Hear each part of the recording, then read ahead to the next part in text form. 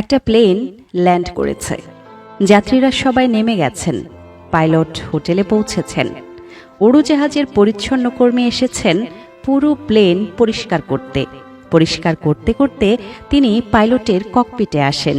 দেখেন সেখানে একটা বই। বইয়ের উপরে লেখা কিভাবে পাইলট হতে হবে, ভলিউম 1।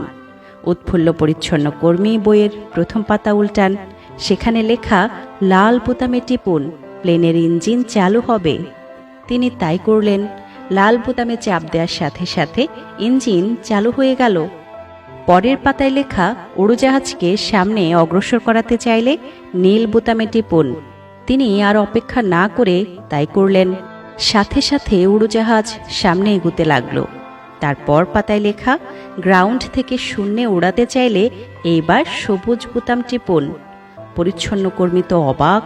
প্লেন উড়া শুরু করেছে। উপরে উঠছে আর উঠছে। তার আনন্দের সীমা নেই। এত সহজে প্লেন আকাশে উড়ানো যায়। প্রায় 20 মিনিট তিনি আকাশে উড়লেন। এবার নাম্বার পালা। বইয়ের পরের পাতা উল্টালেন। সেখানে লেখা প্লেন কিভাবে ল্যান্ড করাতে হয় সেটা শিখতে চাইলে ভলিউম 2 বইটি কিনুন এবং আমাদের ফ্লাইট লার্নিং কোর্সে ভর্তি হয়ে যান। গল্পটির রূপক হলেও আমরা মাঝে মাঝে এ ধরনের আচরণ করে থাকি।